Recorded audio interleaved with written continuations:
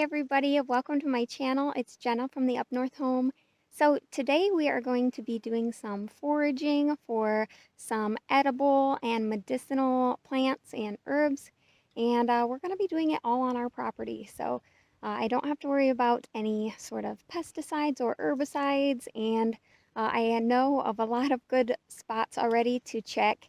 And we've actually been foraging a couple times and checking around to see what is out there and what's coming up already this spring.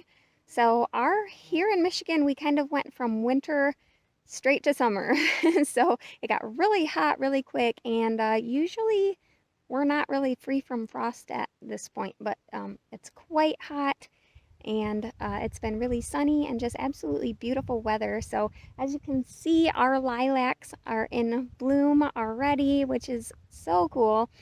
They smell amazing and they're beautiful. We are going to be harvesting some of these lilacs today, but we're going to do it later because these are up right in front of our house. So we're going to be walking out back into our woods and through our hayfield and stuff. So I don't want to cut these now and then bring them around with me all day. So we are going to come back to this spot and check out these beautiful blooms. We are going to harvest some of the leaves and the flowers here. But for now, I did cut some this morning to make a beautiful centerpiece on our table in one of my old blue baled jars. It looks really cute. But for now, we are going to head out. We are looking for some specific herbs, and so stick around. We're going to try to explain and show you guys close-ups and show you, what each plant looks like and what we might use it for and all of that stuff. So I hope that you guys have fun, and we're going to go ahead and start walking out back. All right, so we are going to walk out back. We have to walk up the hill, and I'm going to be out of breath. So I know right at the top of this hill, there's a little batch of beautiful purple violets. And we're going to get those, and then we're going to walk back to our backwoods and through the field and stuff. So here is our first, oh look, there's asparagus too. All right, so I seen these yesterday when we were working on our fence and walking through here. There's just a small patch of wild violets here. So we're gonna harvest these, and then I know where there's more back on our property as well. So we've already harvested I harvested from someone else's property, mostly just the flowers, but I wanna harvest the leaves too, and we're going to dry these, possibly do a tincture. I'm not sure yet, but I definitely want to dry some more, and the leaves are very medicinal and very useful as well, so I don't want just the flower heads this time. It's kind of funny that there's a asparagus sprout right there as well. I should dig that up. But yeah, so we're gonna go ahead and harvest these. So the wild violets, they come in several different colors, from different shades of purple and bluish colors, and even a yellow color.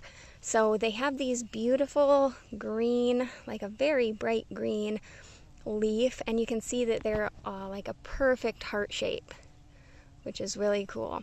So they have this beautiful heart-shaped leaf, and they usually kind of turn up like that. And the little flowers have typically, 5 petals.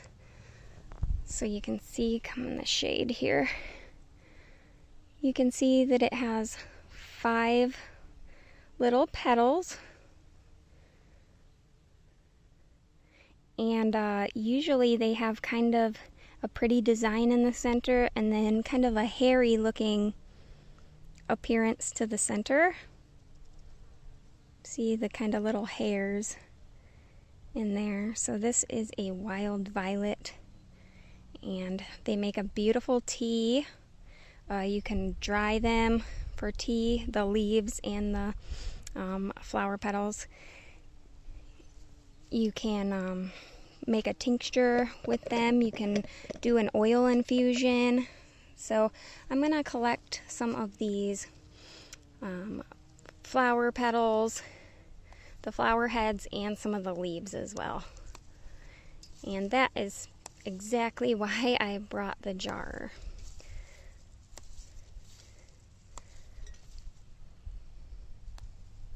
There's a spider on that one. There he goes.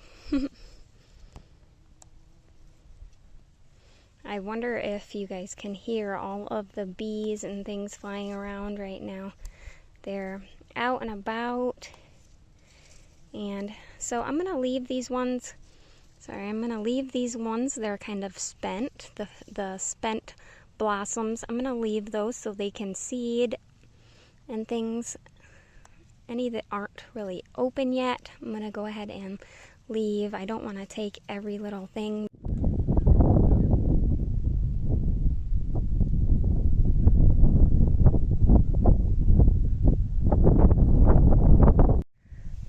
So one thing that we definitely want to be collecting is the plantain.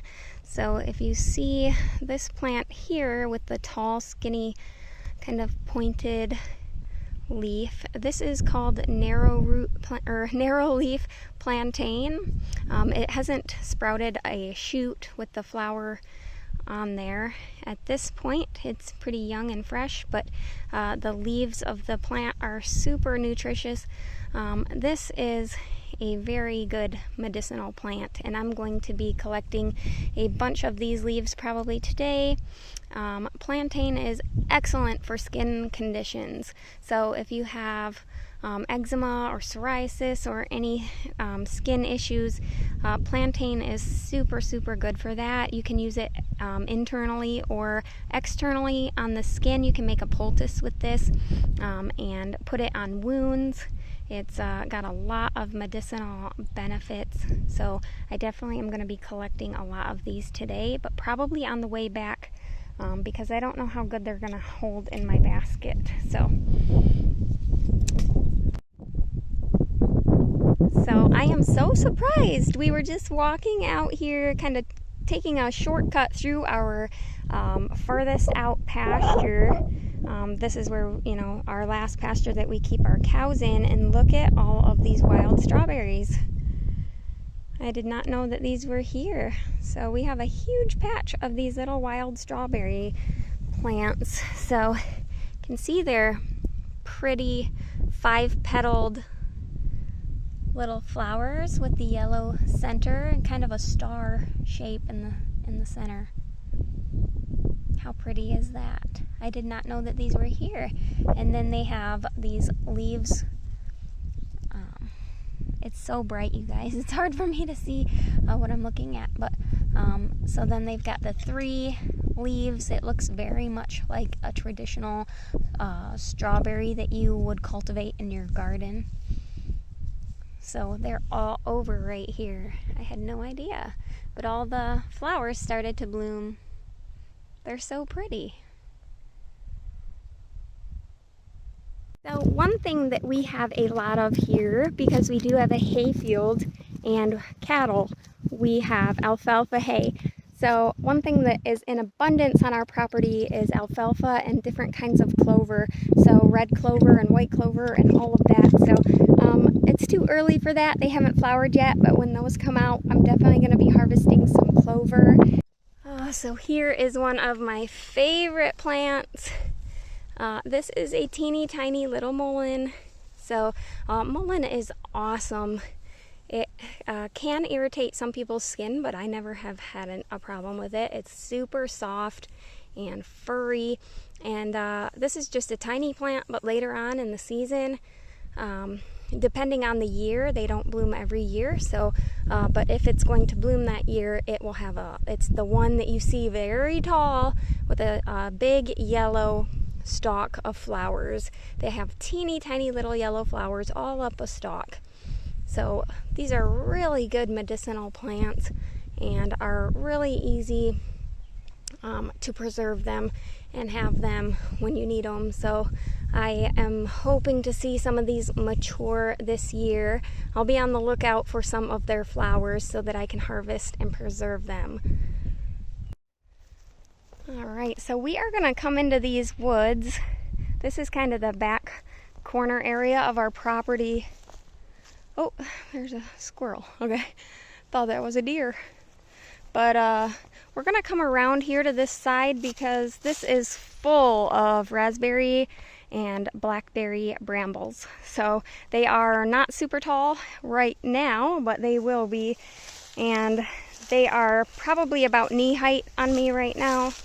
So I'm just gonna save myself the snags and go around.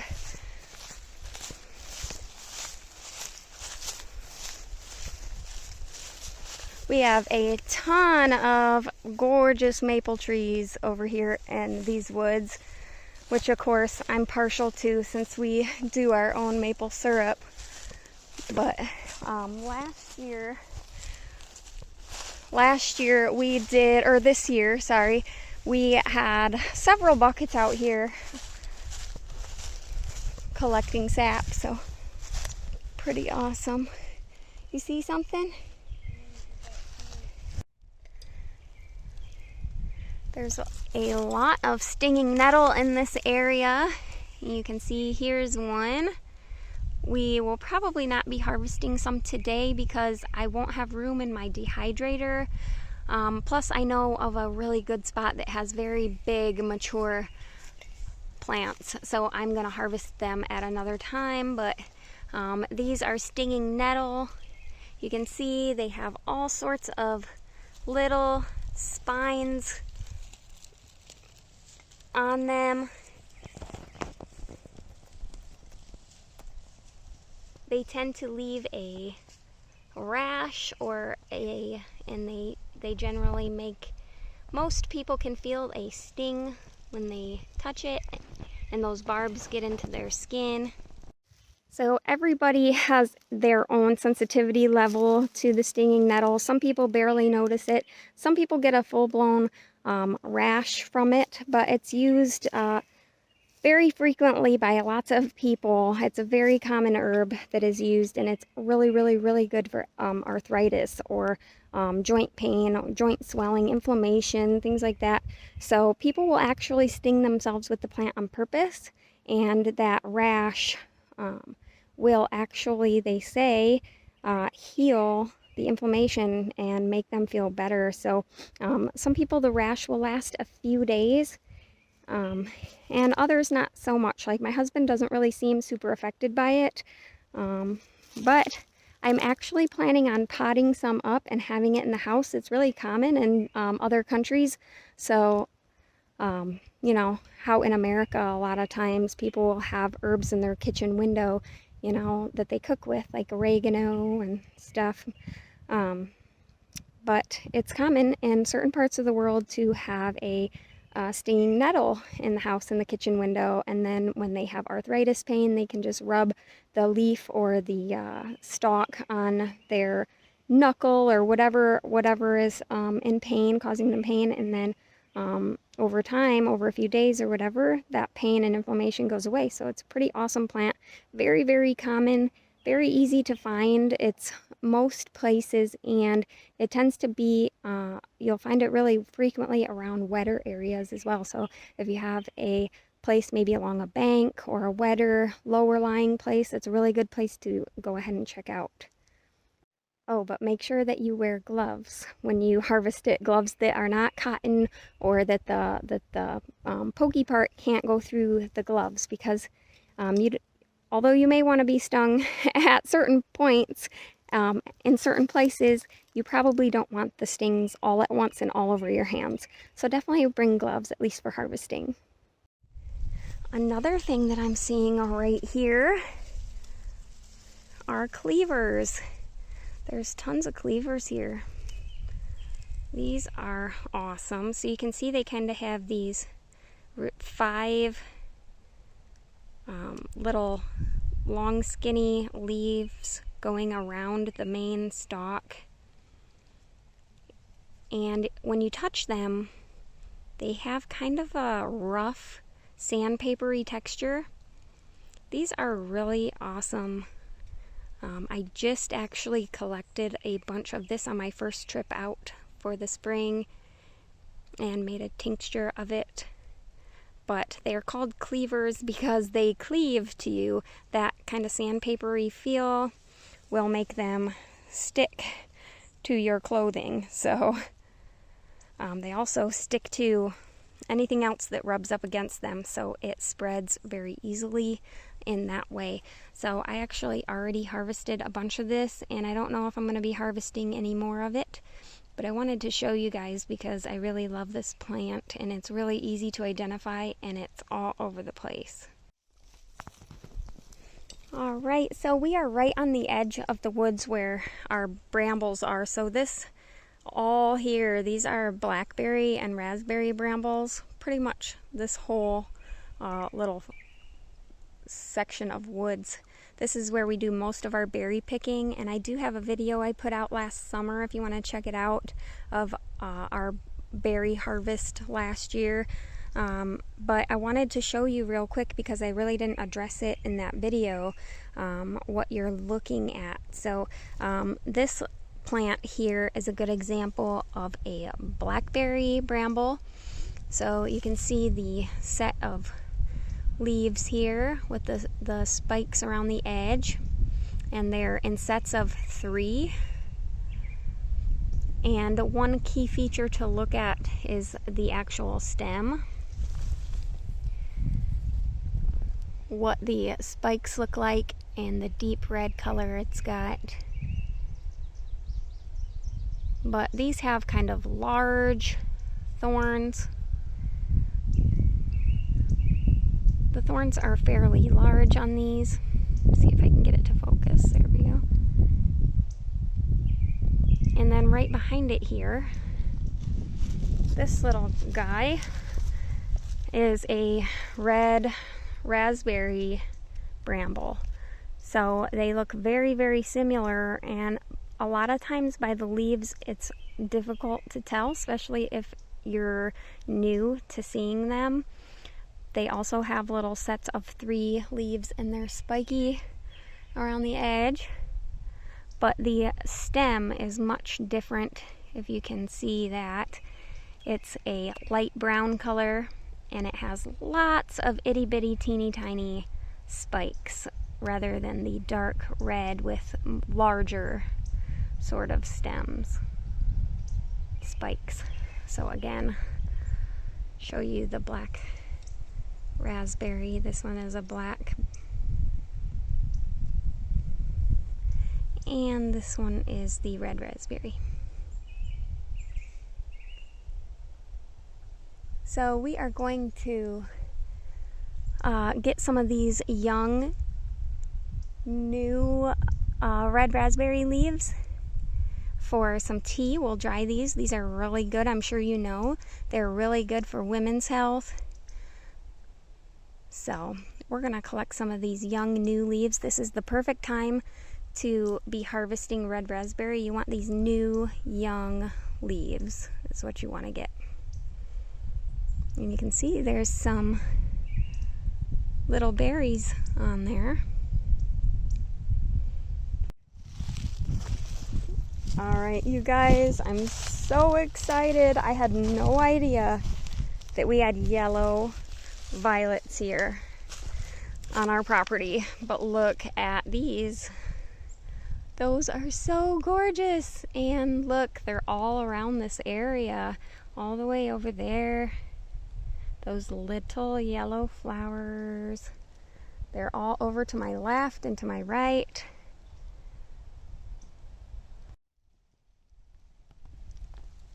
So we are going to definitely be harvesting some of these beautiful yellow wild violets. Look at, they have that same interesting pattern on the inside, and the kind of furry looking appearance in there.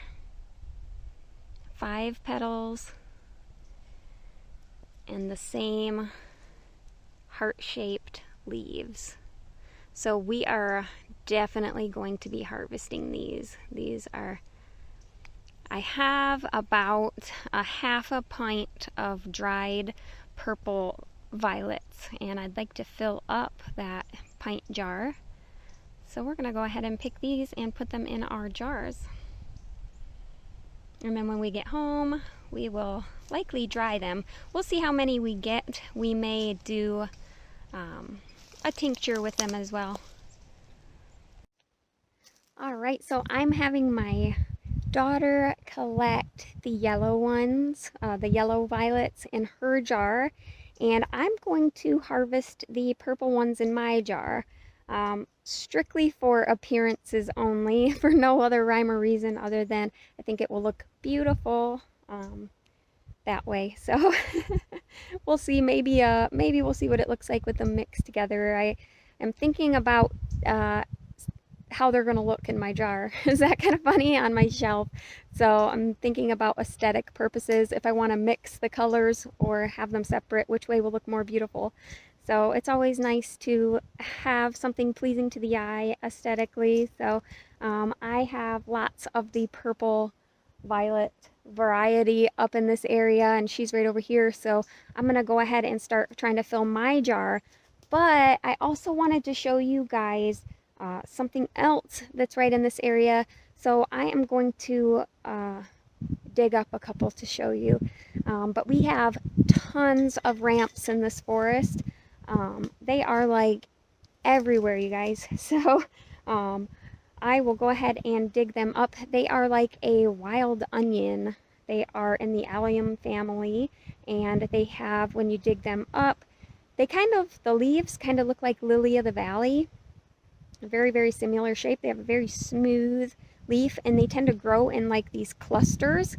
So it kind of all looks like one plant, and it kind of looks like lily of the valley. But when you dig them up, they're kind of reddish at the ground level. And then if you stick your finger down in there and pull them up, you'll see they have a small white oniony bulb at the end, and you can use them just like you would onion, chop them up and fry them up in a pan, saute them, and they are really, really good. We had some in our taco salad the other night, which was really cool. But let's go ahead and take a look at them. I want to show you guys. So right here is the perfect example, right amongst these beautiful wild violets. And see, they tend to grow in these big clusters. Some are smaller than other ones, but I like to look for kind of a mature looking leaf that's really big. And I just kind of put my finger in there until I can feel the bulb and pull up. And you will see under all that dirt and skin, there it is, one-handed, we did it.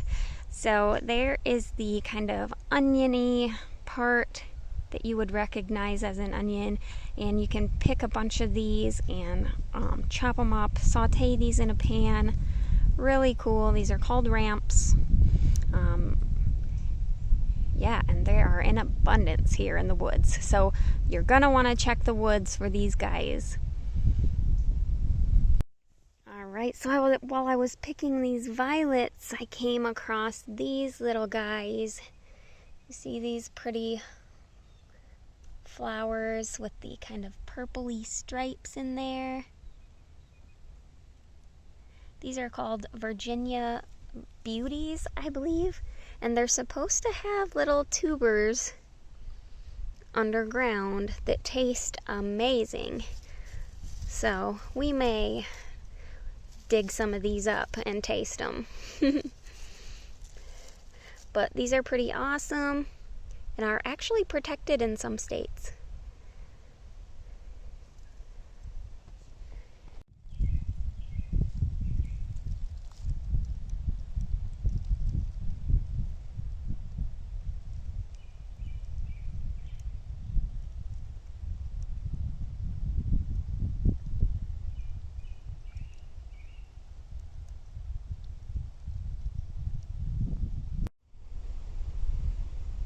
Isn't that beautiful? So I've got about a quart jar here of both the yellow and purple with the leaves and the flowers. We decided to go ahead and put them all in one jar, and trying to fill up just 1 quart of these for tea. and that way we could use our other quart jar for the red raspberry leaves. We really didn't want to leave the woods without some red raspberry leaves, so that makes an awesome tea, fresh or dried. So I might pick a little bit more while I wait for her to fill up her jar, and then we will head out looking for more stuff. Alrighty, so we got about a quart full of the wild violets and about 3/4 of a quart full of the red raspberry leaves. These are the young, fresh, new raspberry leaves. Those are going to be awesome for tea. And I will add this to the violets that I already have dried in my cupboard at home. I am so excited about the yellow. It just looks really pretty in a jar together, which may seem kind of silly to some, but aesthetics is important, I think, too, when you're having these things on your shelf at home. So alright, we're gonna go ahead and look for some more goodies and work our way back home, probably, because it's getting close to dinner time. Whenever we're out here in the woods, we always are looking at the ground, not only for plants, but for deer antler sheds. And also I like to collect turkey feathers for like a vase. So we're always looking for those too while we're out here.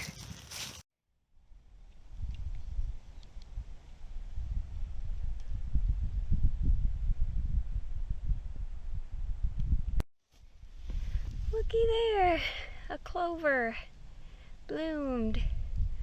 Awesome. It won't be long now and we'll be able to harvest a bunch of these.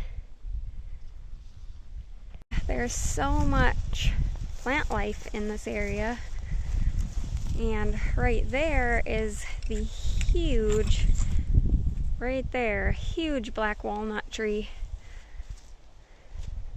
It's absolutely giant, but there is tons of plants in this area, and pretty soon it's gonna be so overgrown we won't be able to get in here. But just right now on the edge, of course, you can see all the dandelions are quite thick in here.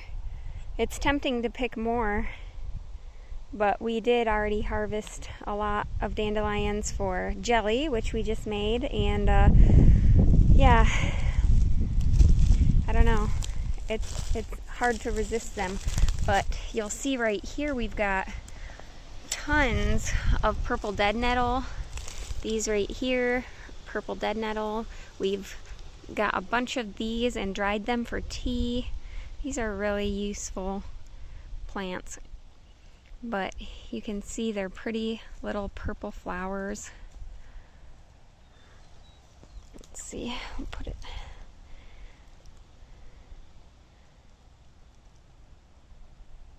These are a lot like hembit in a lot of ways.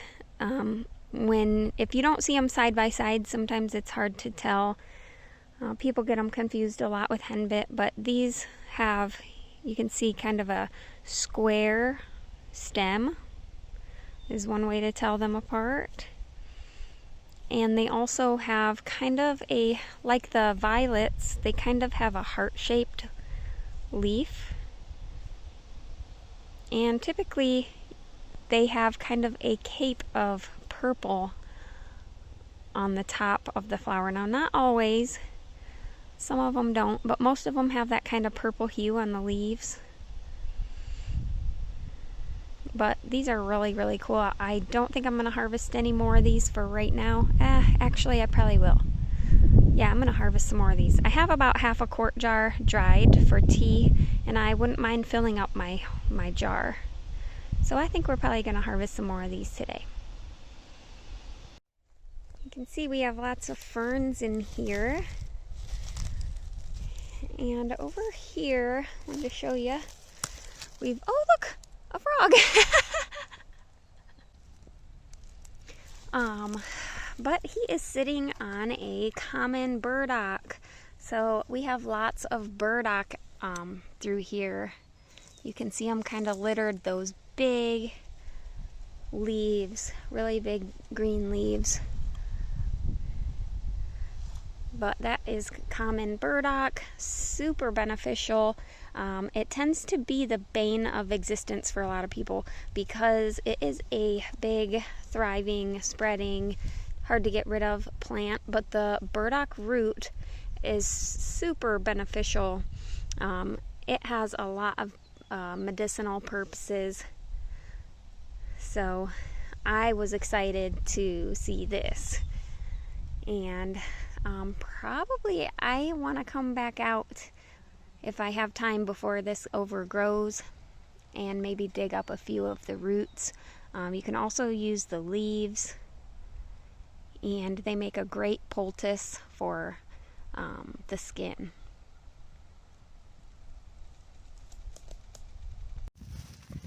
Alrighty, so we got our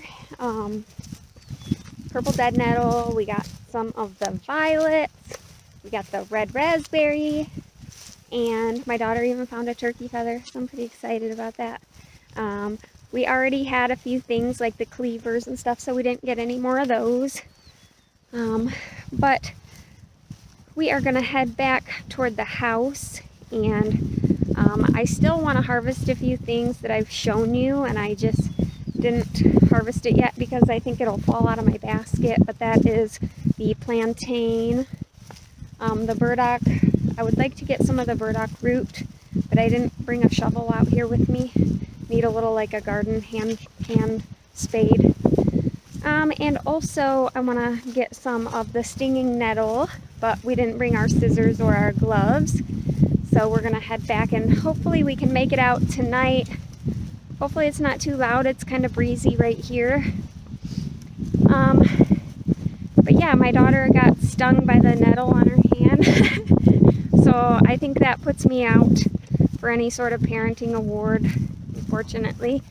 But we're going to head back. Oh, and I also want to get the lilacs that are by the house. There's a few things I want to do with the lilacs as well. So, but that's about it for today. I hope that you guys enjoyed this video. It's so peaceful out here and beautiful. It's a gorgeous day. Not too hot, not too cold. Little bit of a breeze. But hopefully you guys enjoyed this. Maybe it motivated you to get out and get to looking around what is around you in nature. And if you'd like, leave some comments about your favorite herbs that you harvest out in the wild. So thank you guys for joining me today in this video, and I will see you guys next time. Have a great day, and God bless.